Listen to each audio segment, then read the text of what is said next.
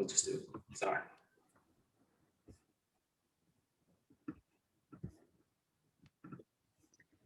Hey everyone, thank you so much for coming. We will get started in another minute or two.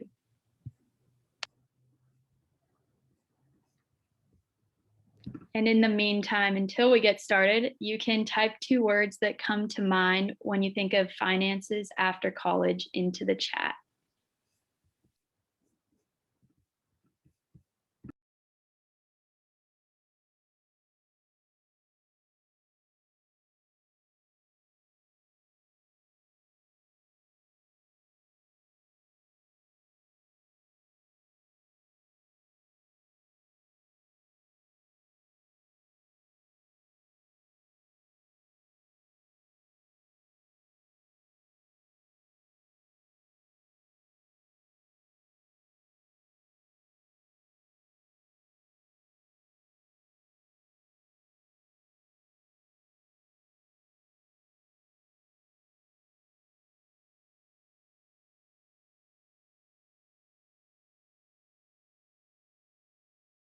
We'll give it another minute or so to type in the chat, and then we'll get started.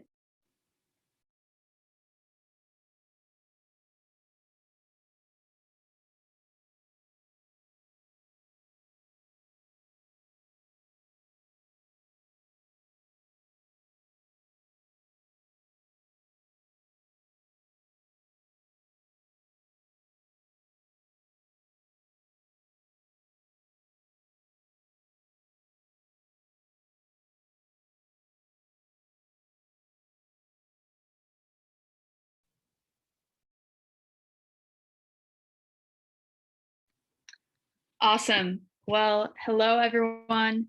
My name's Hannah Taylor, and I'm a peer financial coach with the Financial Wellness Center on campus. I'm also a student athlete with many of you. And tonight I'm here with Natasha, Gilbert, Cheyenne, and Callie, and we're all here to help flip some of these words in the chat. And there's a common theme that's stressful, adulting, scary, independent. And tonight is just an opportunity for you to continue to educate yourself and learn along your financial journey and what it means for you. And I'm super excited and thankful for everyone that's joined and for our guests that we have with us tonight that were generous enough to take their time and their effort to be here and help us as we navigate this next step. And so tonight, just kind of to preface where this idea came from is that Lexi Cross and I were talking just about our previous event that some of you might have been at. And it was focused around money values, my financial position. And we had a lot of really good feedback and people were wanting more. And so tonight we were just thinking about like, what do we encounter with life after college in regards to our finances? And Lexi and I were like, well, it would be great if we came up with 5 things. And she was like, from my experience, these things, they came up within the first year. They're important to know, but they're never really talked about, which is the theme with a lot of financial literacy and topics that we work on with the Financial Wellness Center. So tonight, we're going to focus on 5 areas and things that you and I in our first year out of college will face. And hopefully it'll just be a good high level overview to get you thinking, get you started, and hopefully motivate you to want to learn more and dedicate more so that when we enter this next season of our life, we're a little bit more prepared than we are today. So I'm going to pass it on to Natasha, my coworker and fellow peer financial coach, to introduce herself before we get started with Callie. Awesome. Hi, guys. As Hannah said, my name's Natasha. I'm also a peer finance coach. Hannah basically covered it all, but I'm just really glad that you all are here taking the opportunity to learn about something that both of us are really passionate about and really hope that you can take something out of. So without further ado, we have Callie Wagner here from the Duck Athletic Fund, and she'll be walking us through a brief overview of budgeting. So welcome, Callie. Thanks so much. I just want to say I'm so glad to see so many folks on this evening. I also was a student athlete. I played lacrosse at Oregon and I graduated in 2012. So I was absolutely in your seat at one time. And I am so impressed and grateful that the programming continues to evolve and progress to provide the very best resources for you all as female student athletes preparing for your next step. And that's definitely kind of the goal of Women in Flight, is to provide those resources to prepare you for the next step. So I am here to talk about budgeting. So I'm just going to share a little story about kind of what my life looked like when I graduated, to set some context for how I made decisions about my own personal budget and how I managed that. So when I graduated from Oregon, I did have a job, but I was pretty overwhelmed by the expenses of adult life. I know someone said in the chat, adulting. Every time I needed to make a big purchase, I had a lot of anxiety and ultimately felt a little bit paralyzed by indecision. Should I purchase this? Should I rent this apartment? Can I afford to go to this really fun, fancy dinner with my friends? How do I make those decisions? And ultimately, how does that impact my future spending and my future opportunities? The expenses weren't anything, frivolous beyond what I had experienced maybe as a student athlete at Oregon. You still have fun opportunities and you're still making budgeting decisions as a college student athlete. But for some reason, as I was making this money and I was making these decisions, they felt like it was magnified. It just felt like these were bigger decisions than they had felt in college. Like I was making decisions for the rest of my life, for the next, 50 years or whatever. So after college, it was also something that I noticed I felt the impact of more, and maybe not everyone feels this, but I thought it was really interesting to watch friends and coworkers and colleagues and family members making work and budgetary decisions. When you get out of college, there's a pretty quick time frame where people make more money or spend their money really differently, and you really see that. And I think that that's just something to take note of, because you become aware of how people are spending their money, and maybe it kind of puts in your face how you're choosing to spend your money a little bit. And that just brings back the importance of a budget and how you're prioritizing the money that you're working hard to earn and how you're spending that. So, the note that I will say is, you can prioritize anything that's important to you. You've obviously worked really hard to make this money and have this income, but anything could be working out, spending more money on a gym or a fitness program that means a lot to you, and that is something that you like to take care of yourself. Fashion, travel, food, donating to causes you care about, taking care of a friend or a family, buying a nice car, buying a house, investing. All of those things can be your priorities. It's just important to identify what those priorities are for you, because that will really help you shape what your budget is. And it might take a little while. It's okay if you graduate and you say all of those things are important, but in a little while you will identify what is the most important to you, and where you want to allocate that income you're making.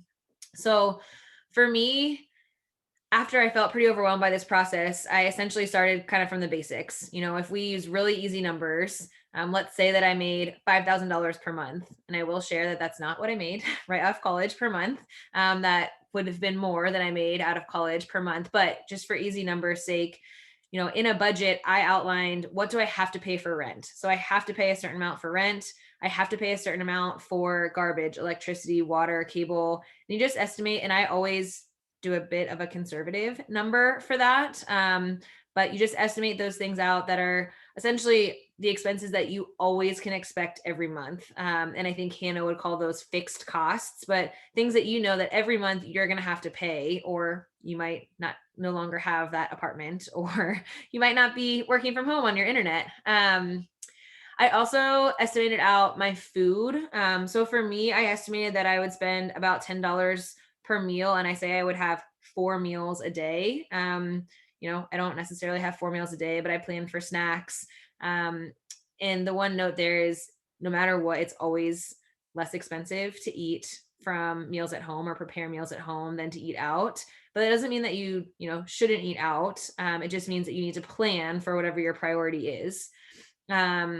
And then whatever I have left from, the original income that I had, whatever I have left, then that's where the budget decisions, in my opinion, are really important. Because this is where you have a bit more flexibility or discretion over how you want to spend, your remaining dollars. So For me, I have always lived on my own and been financially independent after college. And so I was pretty conservative in my first few years out to save, a good portion of my remaining funds for, a rainy day fund or in case of emergency. If my car were to break down, if I need to fly home for something. So I always saved some percentage.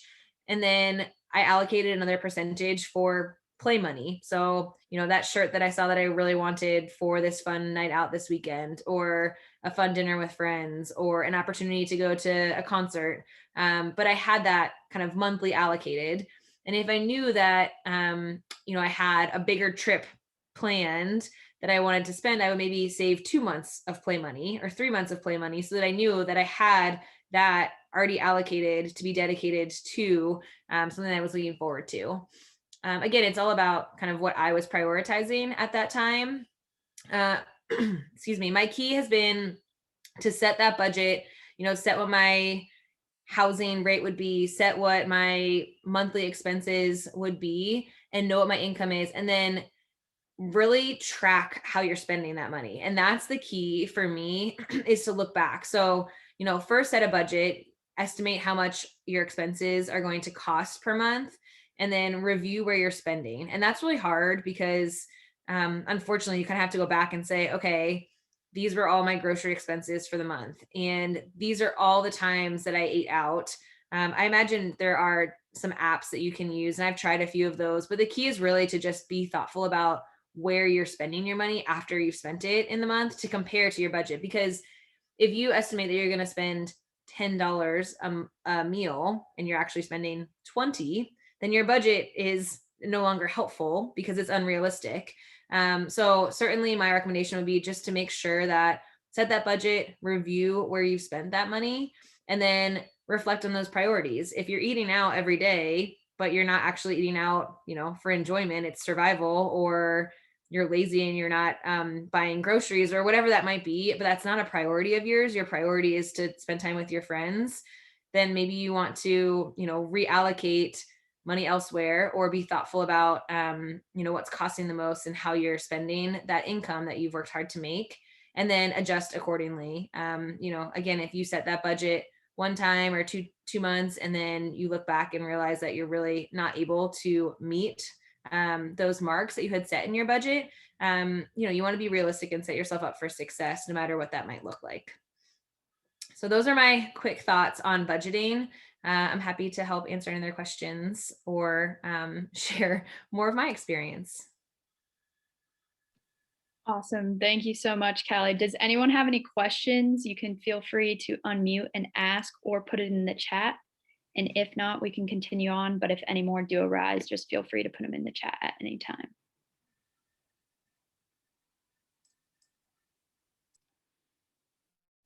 Well, thank you so much, Callie. I definitely, in my recent time of really diving into budgeting, have realized how eye-opening looking back on my bank statements can be. And sometimes I want to cringe, but also looking forward, it's also what is helpful in making the most realistic budget, because I think it's important too that you don't want to make it too restrictive to where you are not following it at all. So I really appreciate what you had to say. And I think that all of it has lots of truth, and hopefully everyone takes something from what Callie shared with us. And so now Gilbert he's my boss, and he is going to take us through a little bit on taxes and insurance and benefits. And he's got some slides prepared to share for us. So Gilbert, take it away, and maybe you can introduce yourself a little bit more. Sure.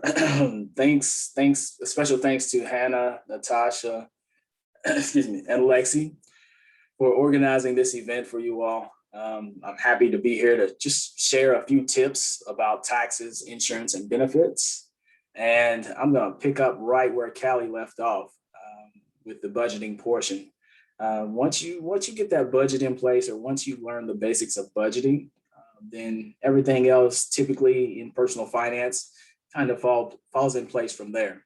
But one thing I want to cover is one thing that will hopefully prepare you for that first job that you get.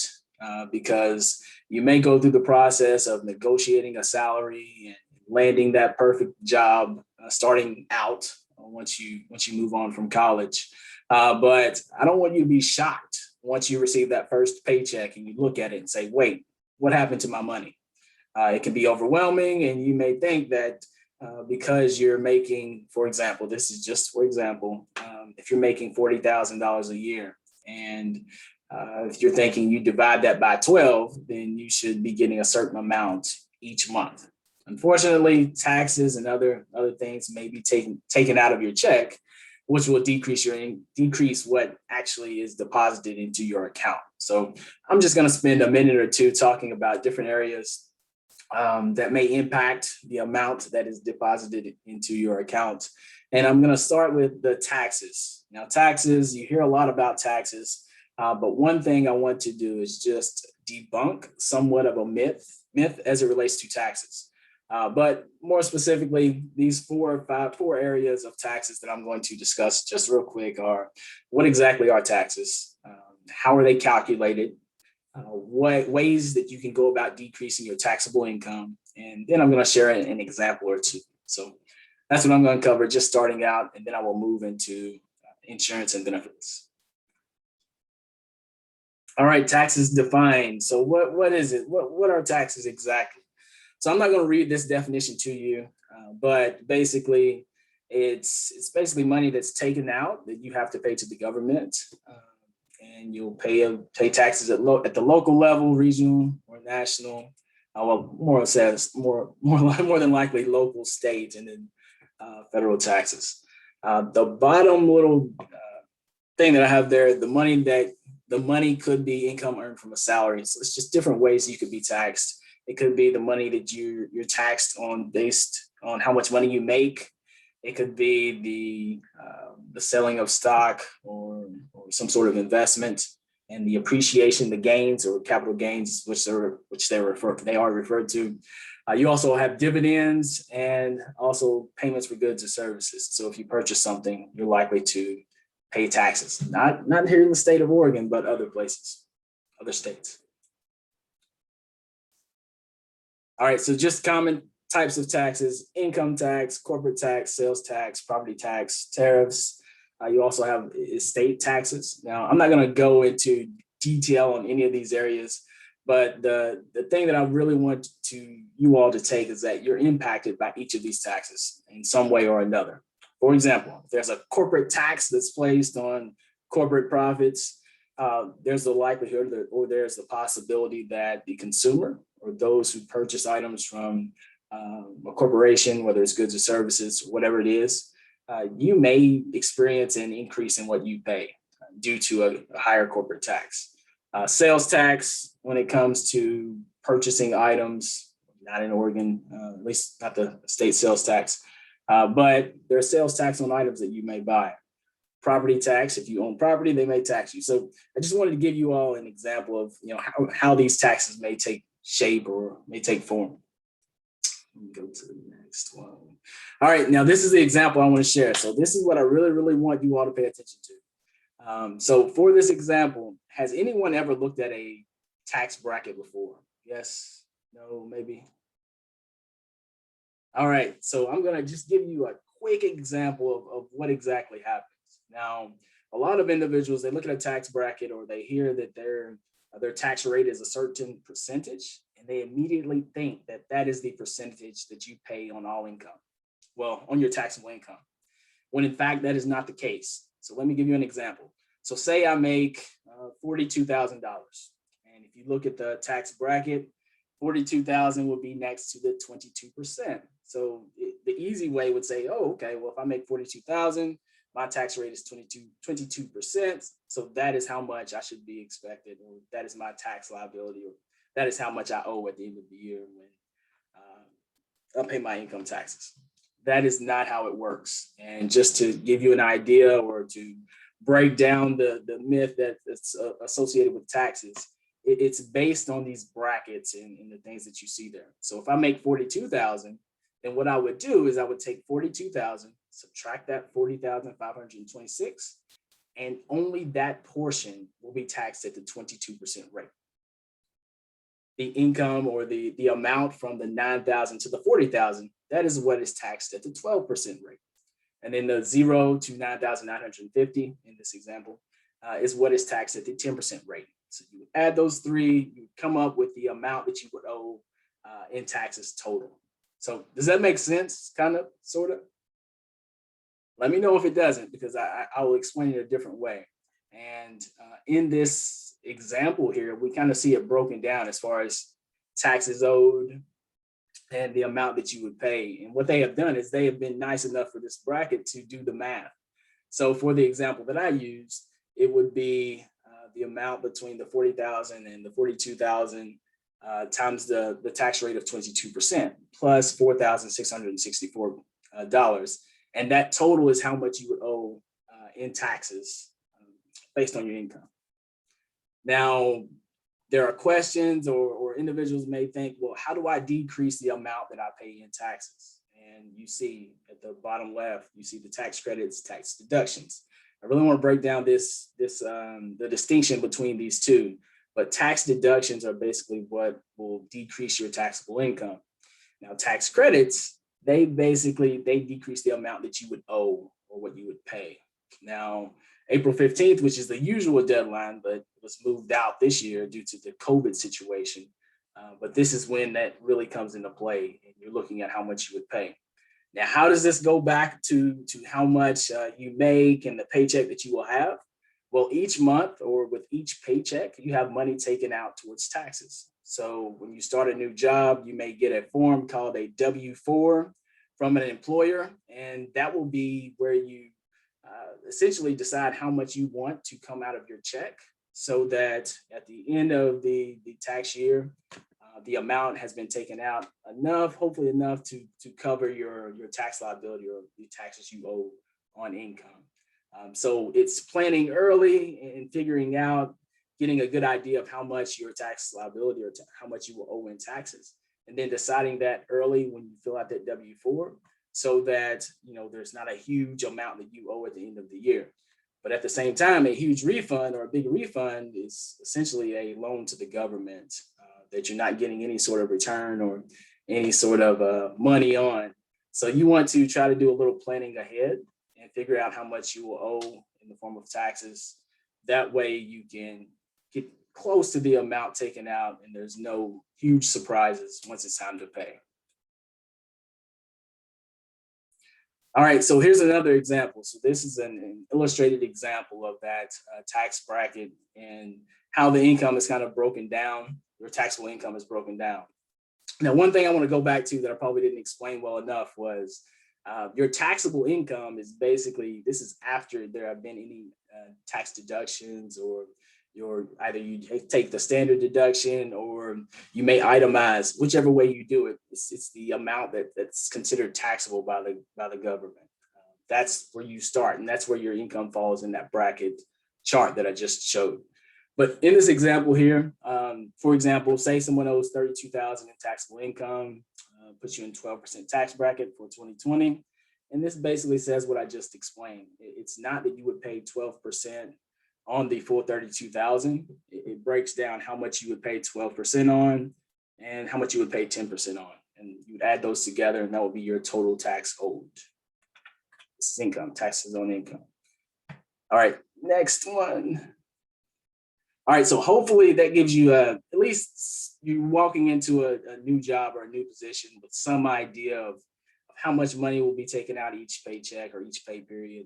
Of course, it would require a lot more attention to detail in figuring out what exactly that means for your compensation or how much money you're making.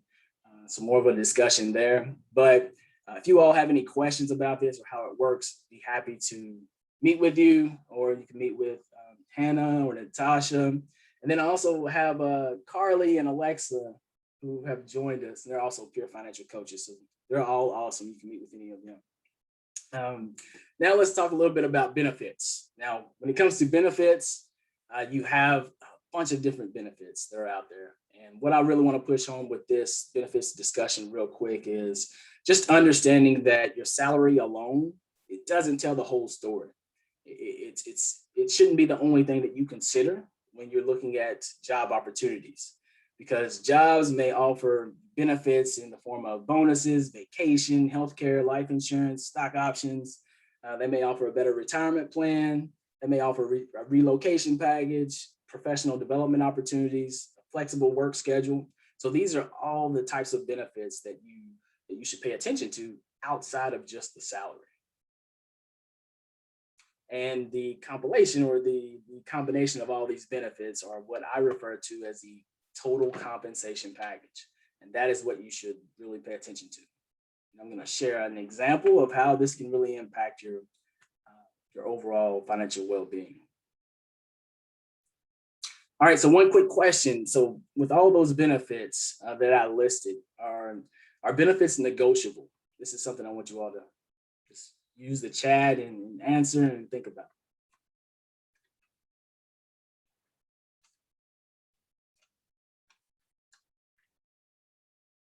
Yes, Hannah says yes. Okay, great.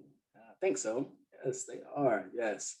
Now, if you're working with a private organization, usually you have more flexibility with the negotiation, and it may occur with either vacation time. It may be with your retirement plan when you're vested, which I think Cheyenne may cover something along those lines. She, the professional, could talk more about that. But it could be, most individuals just look at salary alone and they say, well, I want more money, or I would like to be at a higher salary. Well, you can also negotiate your vacation time. You may be able to negotiate your how much you're getting in the form of being able, the flexibility from working at home or going into the office. So look at those other areas of your benefits and see if there's something else you can negotiate. So don't only focus on salary. And now I'm going to give you another just quick example as I get ready to wrap up. So within benefits, one area that usually comes in something that would come out of your check is health insurance. Now, health insurance, big discussion about that. But I want to run you all through an example of how one of these benefits or something you may pay for that may come out of your check can really impact how much money that you bring home. So I'm going to give you an example of a few different benefits options that I've had in the past. So if you look at job number one, I'm not going to go through all the math, but it's actually a snippet from my benefits summary from 2 years ago. And in this example, I was a contractor, so I paid a lot more in health insurance.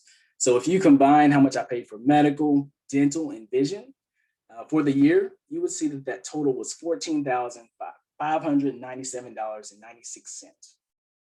Compare that to job number two. This is where I first got into working with the university, and this was at the University of Tulsa. I paid $9,378.69 for health insurance. Now this is medical, vision, and dental. Now, of course, I've been under the family plan. I have three daughters and my wife. And then look at example number three. So this is here at the University of Oregon. I pay $191.88 annually for my health insurance costs. Now, everyone's situation is different, and that is one major lesson that I really push for individuals, because if it was a situation where I was on my spouse's coverage, then health insurance costs may not matter. But if I'm responsible for the health insurance and it's coming out of the check or the coming out for my employment, then I really need to look at that and factor that into how much money am I really making? How much am I paying for health insurance? Because with job number one, if I'm paying almost $15,000 in health insurance compared to job number two, then a $5,000 difference in salary could level things out. If I make, roughly 5,000 more at job number two, then that would be able to compensate for the additional that I would pay in benefits. But hopefully I'm pushing this home. Hopefully this makes sense as far as looking at as much as you can with a potential job offer. Look at how much you would have to potentially pay in health insurance benefits or any other benefits that you have to, that come from you that your employer may take on a shared cost of, and really decide from a total compensation, level or overview, if it really makes sense, what job really makes sense. All right, and I'm done. Any questions? I guess any questions about anything that I talked about? All right. Thank you so much, Gilbert. I know taxes and benefits definitely seems very daunting and scary at first, but I hope that provided a good overview for everyone. Next, we'll be looking at retirement, another big kind of initially scary thing that we're hoping Cheyenne Burbank will be able to walk us through just a bit. Cheyenne, welcome. Thank you so much for being here with us. Of course, glad I could be a part of this. First off, I just want to say I'm so glad y'all are getting this presentation. I think the information truly is invaluable. And just having a little bit of knowledge in these areas as you move on to the next stage of life, I think is really going to put you ahead. These are things that I didn't know about when I was just barely in my 20s. So I'm glad you guys are getting at least a taste of it. So shout out to the ladies who put this together. You're really setting these athletes and young people up for success. So really quick, a little bit about myself. I played golf for the U of O between 2009 and 13. I went on to play professionally a little while after that. But when it was time to settle down and have a family, we chose to come back to Eugene because a bunch of our friends who are also ex-athletes were also raising their families here. So that's how we ended up back here. And that brings me to my job as I was just introduced, I'm a financial advisor with Edward Jones, and we cover a lot of different aspects of money and saving and investing. But one of our big focuses is retirement planning. So that's what I'm going to try to quickly cover today, even though it's kind of a broad subject. I'll try and keep it as high level as possible. So you may be thinking, shoot, I'm 20, 21, 22, is that right? Why the heck am I thinking about retirement? But as we heard from Gilbert, you're going to encounter that subject probably pretty soon, right out of school into your first job. You're going to be given probably a benefits package or an offer from your new employer, hope to be new employer. And one of those items in there is going to be your retirement plan. And that can have a lot of different labels on it. That might be a 401k, 403b, 457. They have a lot of different names, but a lot of them mean the same thing. So what these retirement plans do, they remove money from your net pay and they invest it in your retirement. So yes, it's another line item on your pay stub, just like insurance or Social Security or taxes that gets removed from your take-home pay. But I promise it is important and it is necessary. Since this money is taken out of your net pay, you don't pay taxes on that portion until later in life when you remove it from that retirement account, which hopefully happens at retirement. So that means that money is technically tax deferred. You don't pay the taxes on it now, but you're going to pay for it down the road. Looking back, I should have made a slide that had these bullet points on it. If anyone has any questions after this, I can always, fill them in on kind of the things I mentioned, but there's some big key things I would keep in mind when it comes to these plans and starting to participate in one of these retirement plans. The first one is if you decide to put money in this retirement plan and you go through kind of your years of working and you decide you want to take it out before you reach retirement age, the IRS will penalize you for removing it. So to the IRS, that age is 59 and a half. And the penalty that comes along with it is 10%. So if you put money into one of these retirement plans and you decide along the way, oh, I want to take it out, they're going to charge you a 10% penalty. And on top of that, you're also going to have to pay the taxes that you originally deferred. So it's not something you really want to do, but sometimes it happens and people do incur those penalties. There are a few circumstances like medical bills or first-time home purchases that you can kind of get around that 10% penalty. But if you plan to take the money out before retirement age, chances are you'll probably pay that 10%. So just keep that in mind when starting to contribute to one of these plans. Sorry, excuse me. The next thing you probably want to think about is you may wonder, okay, well, what happens to this money in that 401k if I decide to move jobs? Does it automatically penalize me when I move jobs? The answer is no. That's a good thing. You can usually either leave the money there with that retirement plan. It doesn't have to come with you, or it can go to your new job. Or if neither of those are an option, you can also do what's called a rollover to another retirement plan, an IRA, that allows you to stay within that tax deferred account and not have to incur that penalty. So that's a big thing to keep in mind when you're moving a job. Say you stayed at the first one for 10 years and you have quite a bit in that 401k or that 403b. You don't want to incur a penalty. Make sure you're either transferring it to your new employer or you're rolling it over. You're not taking it out, because otherwise you will incur that penalty. The last item, and I think it's a really big one, is company matching. That is a big part of kind of those benefit packages that Gilbert mentioned. And I think he said I might touch on this, so I'm going to. It's a huge one. So if you decide, okay, I'm going to take part of this income and put it towards the retirement plan to invest in my future retirement, and I'm going to put in 5%, and your employer will do a max of 3%.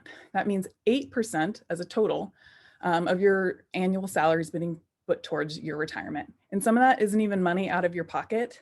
That's money your employer is contributing. So it's really free money, and you should not leave it on the table. So my suggestion is, if you're offered a retirement plan that has company matching, at least put in what they are offering. Because like I said, it's free money. It would be money left on the table that you could have had if you had put in at least what they put forth. So now the next part of this would be, in these 401k plans, the investments that happen within these retirement plans. And that's an entirely different subject, and that could take all day in itself. And I think we have one more presenter that's talking about the stock market, which is technically investing. So if they don't touch on that and you guys have more questions later, you can always reach out to me, or I'm sure one of the other financial coaches would be able to help. But if you do decide to be a part of your company's retirement plan, I encourage you to really lean on the plan administrator or a financial advisor to help you choose which investments within that plan are going to be best suited for you. So perfect. Look at your timing. Whoever just brought up that slide is just impeccable timing. Thank you. So now that I've kind of just scratched the surface on retirement plans, like I said, they can be complex. A lot of them have different rules, but I kind of just went over the broad overview of what they might look like. But now we kind of need to get into, why the heck is this important when I'm 21-ish? So I have a little visual that shows you the power of time and what I like to call compound growth. I don't even like to call it compound interest. I like to call it compound growth. I call this picture, this visual, the cost of waiting. And I think you can probably, let me see here, make sure there's nothing missing on there. It's kind of small, but you should be able to read it. I like to call it the cost of waiting, and what it depicts is what a difference just 3 years can make in waiting to contribute to your retirement plan. So you'll see the furthest kind of two graphs on the two bars on the left shows you the difference between starting to invest in a retirement plan at the age of 30 and what happens if, oh, well, I can't really afford it right now, or something comes up, or, oh, I'm young, I still have time. And so instead you decide to wait until you're 33. That gap in how much we project you could have at retirement age of 65, that gap becomes $193,000, which is crazy, because that's only, 3 years of time, and ends up being a difference of $193,000 that you could have had saved for retirement had you started just a little bit earlier. So like I said, this graph starts at 30, but imagine if this started at age, say 23, say you get your first job. That gap would be even larger. So the things you want to, when you're looking at this graph, the things that it is kind of based on is an average 7% annual return, investing all dividends and interest and earnings along the way, and contributing the IRA maximum of $6,000 a year, which would be actually about 12% of a $50,000 salary into a 401k. And those contributions continue until the age of 65. So again, that gives you kind of a good idea of, you see here starting at 30, that number is almost to the $1 million mark. You'd have to save $6,000 annually, or 12% of a $50,000 salary starting at the age of 30 to get you to that $1 million mark by the age 65. So if you started sooner, obviously that would look a little bit different. And it's all based on, like I said, a 7% return. We can't guarantee that, but it is based on long history. So when you're looking at that, you're probably thinking, okay, how the heck is this possible? How is 3 years, just 3 years, making such a substantial difference? The answer is compound growth, or compound interest, like I mentioned earlier. So I have a quick question for you guys, and you can answer it in the chat. Some of you have probably heard this example before, but if you haven't, it's actually kind of interesting, and it'll give us kind of an idea of, okay, how that compound interest kind of works. So would you rather have $1 million up front or a penny that doubles every day for 30 days? Which one would you rather have?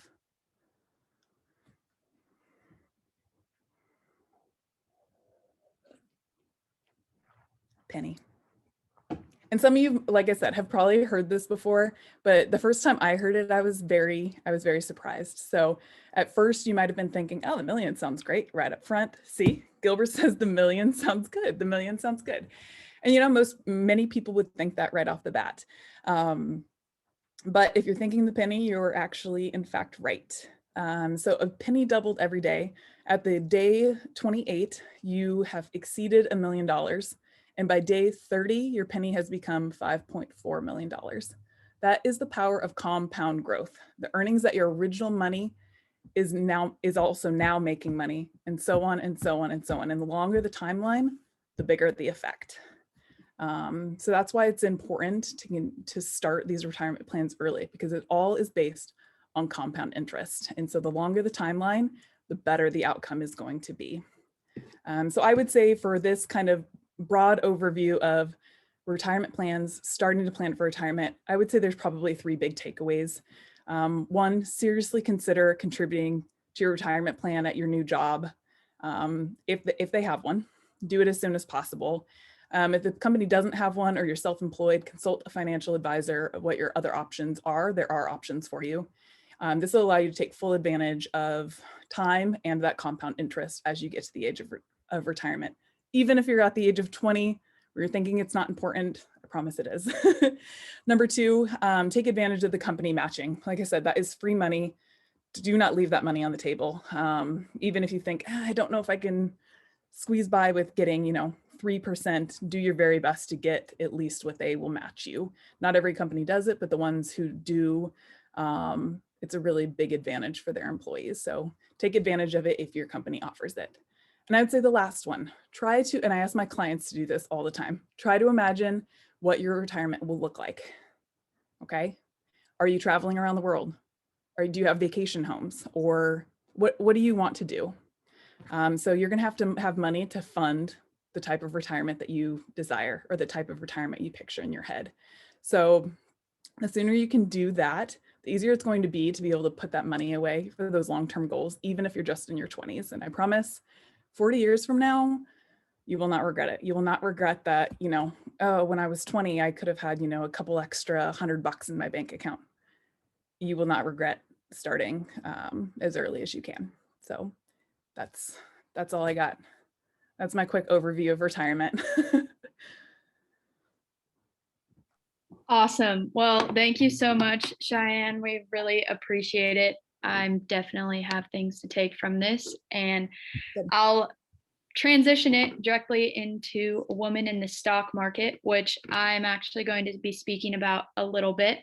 And I guess the biggest first theme I'll touch on in regards is it's less about investing, but if Cheyenne has anything to add later on, possibly maybe we can open it up to some questions. But one theme that she touched on is just the cost of waiting, and that is retirement is a form of investing, and there's many different types of investing. And so that's a key point and theme to point out as we might dive in a little bit into investing is at our age, we have a huge opportunity to invest and build wealth for our future. And so there's a cost that is associated with any type of investment when it comes to waiting. And anyone who's been on a couple of our events before, we had Greg Irwin come and speak, and a key point that really stood out that I want to reiterate is he said it's less about the time in the market, or less about timing the market and more about time in the market. So when it comes to investing, we don't need to get super stressed necessarily about the day-to-day of when we're going to invest, but the best day to do it is today and set us up for the long term.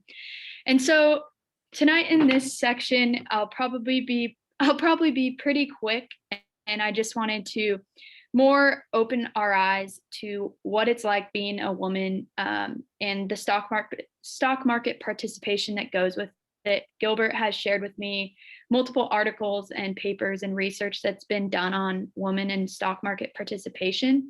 And I found it fascinating. And I was like, I think this would be really cool to share and potentially open up some questions that might come with it.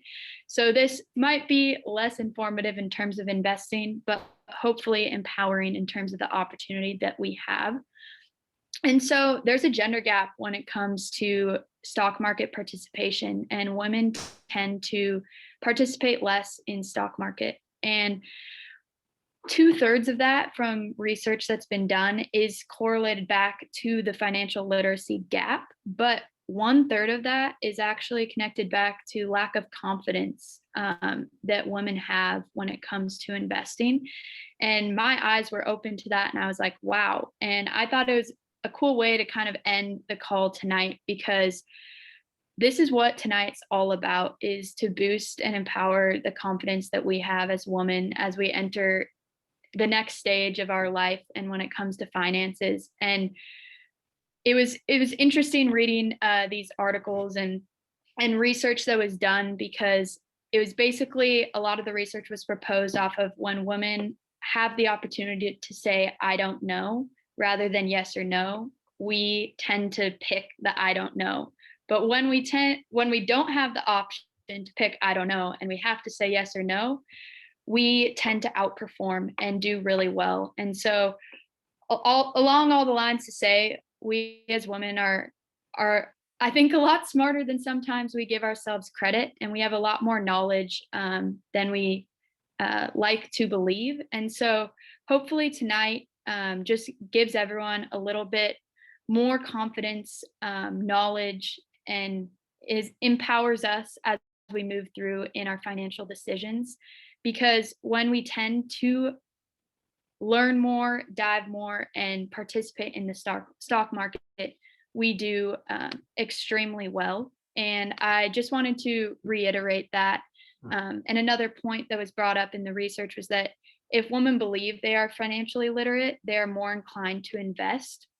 And so again, this is just connected back to confidence, but hopefully tonight you learn and take something, because if you internally believe that you know more about your finances, you are also more likely to act upon that. And like we touched on, and through all of it, the best day to start investing in you and your financial journey is today, because you're gonna reap the long-term benefits, and hopefully your retirement and your benefits and the goals of where you want to be on that beach come 59 and a half, or whenever retirement is for you, you can be there because of the work that you put in today. And so, Cheyenne, I don't know if you have anything to say or want to say a little bit more specifically about investing, as I was just wanting to open the door to the reality of a little bit of what's behind the gender gap in stock market participation. Right. I mean, I don't have a whole lot, on my brain at the moment, but I love what you said about it's less about timing the market and more about time in the market. I use that quote constantly. And the ones that actually resonates with best are women. I find during upturns and downturns in the market, they are the ones who kind of stay to their long-term goal. They're not the ones who switch things around. It's actually the men that do that because they think they can time the market. And you can't. If we had a crystal ball and we knew what the market was going to do tomorrow, I'd be making a lot more money than I am right now. But that's not what it's about. You're kind of focused on the long term. So what you need to think about, I guess the one thing I was going to mention was, the time to start is now. As you get closer to retirement, obviously the amount of money you have in the stock market, that's going to change. The ways to make money in investing isn't done just in the stock market. There are other types of investment options that are going to be a lot less volatile, but will still make you money. So you don't think like, okay, if I start now and I'm investing 100% in the stock market, it might look like this 40 years from now.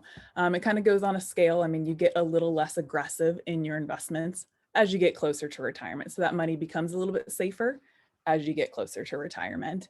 But like I said, in the world of investing, there's so many different things to talk about. It's kind of a broad subject to jump into, but I do encourage all of you to take an interest into it as soon as you can. Yeah, that's about all I was going to say. Thank you so much for adding that. Well, that is bringing us to our conclusion for tonight. But one thing before I pass it on to Natasha is I just wanted to ask everyone to type something in the chat that they learned or something that they're feeling after leaving this evening, or even an area that you want to learn more about. So if you could take a minute or two and type into the chat something you learned, something you're feeling empowered about, or an area that you want to continue learning more. We can share that with one another before Natasha wraps us up. And just thank you again to everyone for coming, Cheyenne for coming and speaking with us, Gilbert and Callie, who I believe had to hop off. But this is awesome. And this is what I get super excited about every day, is the opportunity to continue learning more and bring others in along that journey. So thank you all. And I'm excited to see what everyone has to put in the chat before passing it off to Natasha.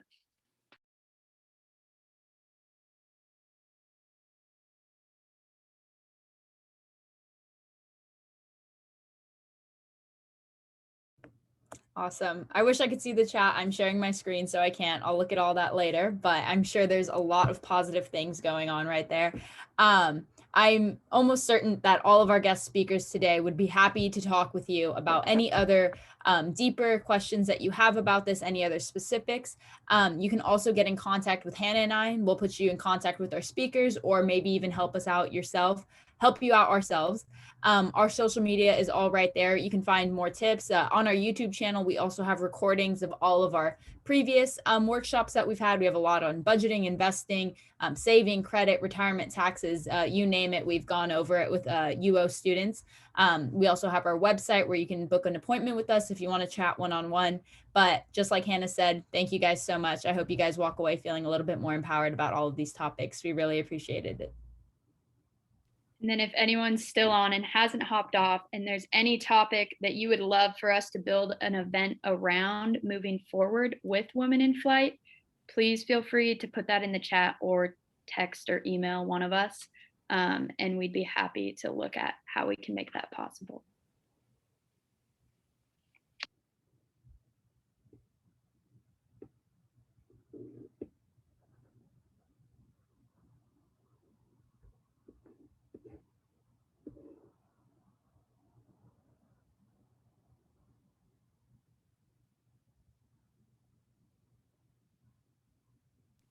Cheyenne, thank you so much. We appreciate it. Of course, that was fun.